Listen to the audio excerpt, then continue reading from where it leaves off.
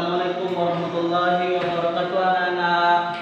Waalaikumsalam warahmatullahi wabarakatuh. Dalam perkenalkan nama saya Muhammad Rukana, saya ada tugas video pembelajaran UTS dengan mata kuliah materi pembelajaran fikih yang mana materinya itu permasalahan tahara. Bela materi apa itu permasalahan tahara.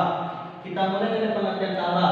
Tahara itu adalah secara salah adalah suci dari hadas dan najis. Selanjutnya itu suci dari hadas yaitu dengan cara menghilangkannya dengan berwudu, mandi, dan tayamum. Sedangkan suci dari najis yaitu dengan cara menghilangkannya najis yang ada di badan dan tempat dan pakaian tersebut.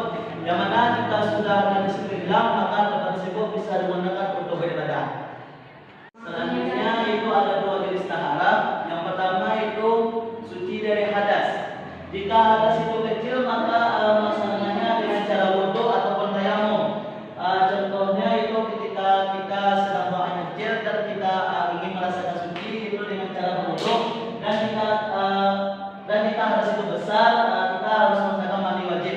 Contohnya mengapa kita harus melaksanakan mandi wajib itu ketika kita misalnya kita perempuan setelah selesai haid dan kepada pasangan suami istri yang setelah melakukan hubungan seksual.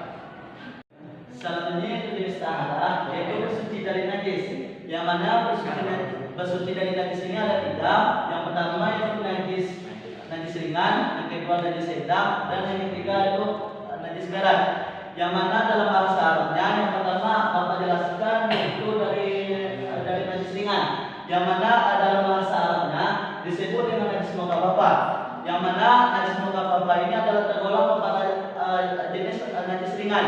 Yang kepada anak Bapak, siapa yang bisa mencontohkan apa itu najis mukhaffafah?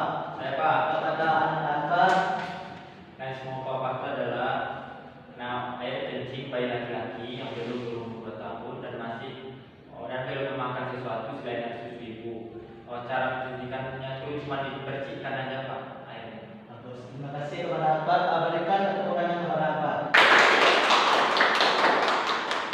Selanjutnya itu najis kedua yaitu najis mutawasitah. Najis mutawasitah ini adalah najis antara pertengahan dari najis ringan dan najis berat.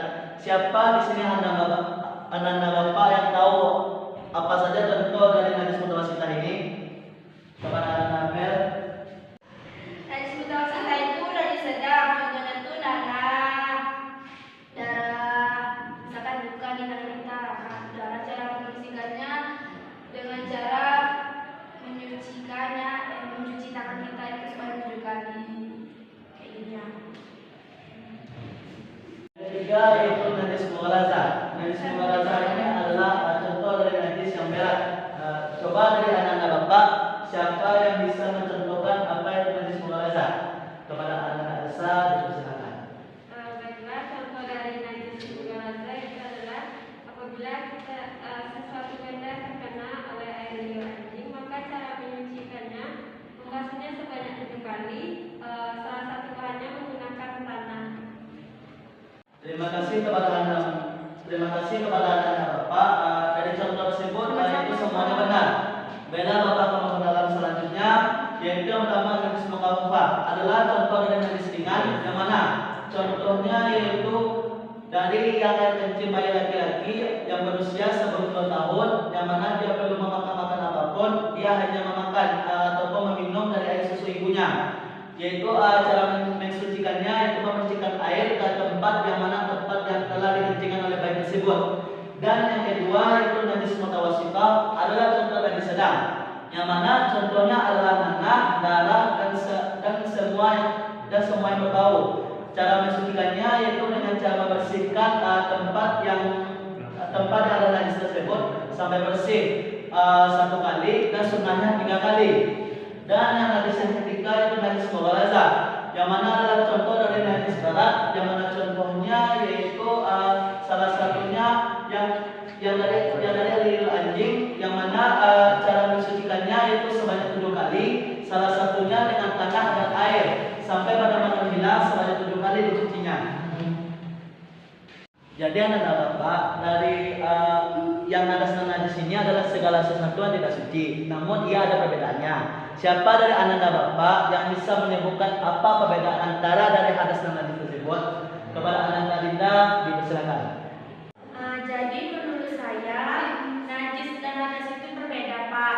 Namun kalau najis ini dia itu keadaan yang tidak suci disebabkan karena suatu hal. Contohnya, misalnya ketika kita sedang berjalan terkena kotoran hewan seperti kotoran anjing. Nah itu karena suatu hal yang terjadi di waktu itu juga.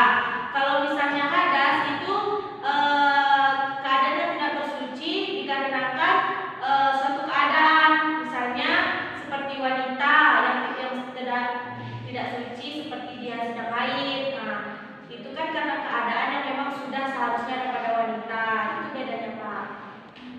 Baik, terima kasih kepada Ananda Dinda bahwa disebutkan Ananda Dinda tadi adalah benar.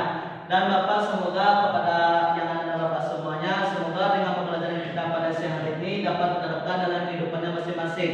Bapak terima kasih banyak kepada Ananda semuanya. Bapak akhiri sebelum kita mengakhiri pembelajaran, alhamdulillah kita membaca alhamdulillah. Alhamdulillah.